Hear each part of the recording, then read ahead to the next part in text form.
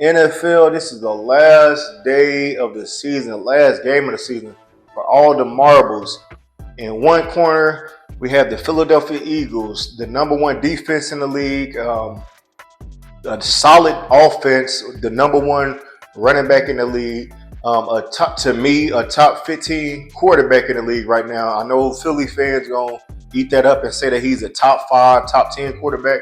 I just don't see it. I feel like the defense and the running game carried the Eagles this year, and they just like I said they went crazy this year as far as the NFC goes, but they are going up against the back-to-back champs and the Kansas City Chiefs. The number one quarterback in the league, Patrick Mahomes, and team.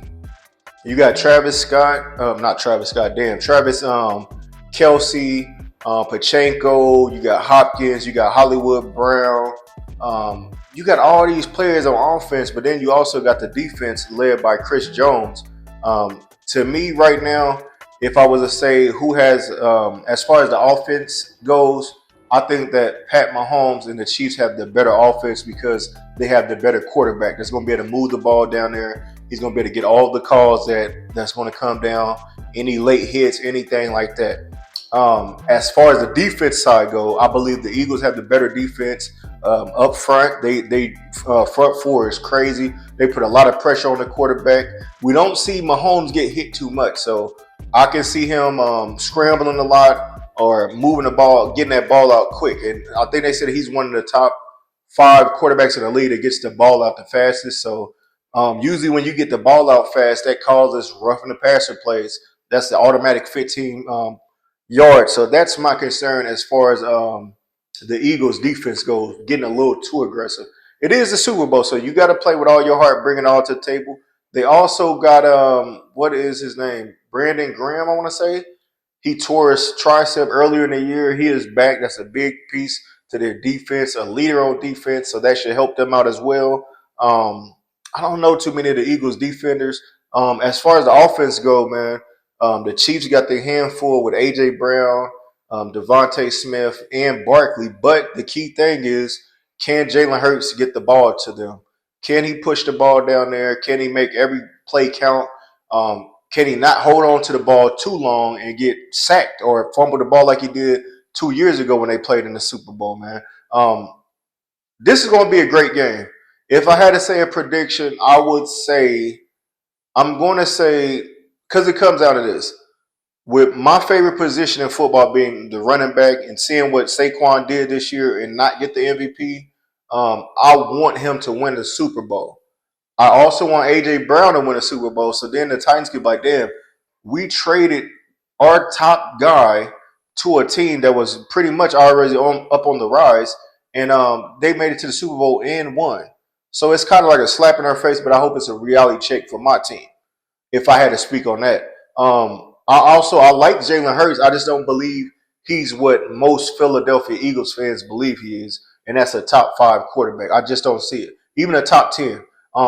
He can move the ball like by running and stuff, but when it comes to passing, he's not your quarterback that you say, "Oh, this dude is going to light him up." This is somebody that we fear when it comes to throwing the ball. Because if you fall behind, you can't just keep running the ball. If they shut down the run, you're going to be forced to throw the ball, and that's my biggest concern with the Philadelphia Eagles. On the other hand, I want to see DeAndre Hopkins win a Super Bowl, but also this would be the first time in NFL history that a team has won a three-peat, winning three Super Bowls in a row. I would love to see that side of history. So if I'm going with a team to win this game, unfortunately, I'm going to have to pick the Kansas City Chiefs to win this game. I think they could win this game 20. I'm going to say 28 to the Philadelphia Eagles 20. I think that both teams are going to come out. Both defenses are going to play to keep the score kind of low for the first half. But I think as third and fourth quarter comes, Patrick Mahomes will move that ball. He'll get Kelsey involved. He'll get his key players involved. I just don't believe in Jalen Hurts moving the ball down there like most people think that he will. I don't see Barkley running for over 100 yards like he's been doing against every other team. I've seen a couple of fans say, "Oh man, the Chiefs, they defense weak." Let's talk about the playoffs. We're not talking about the regular season. This is what kills me about certain team fan bases that they always talk about the regular season, but they never talk about what's being done in the playoffs.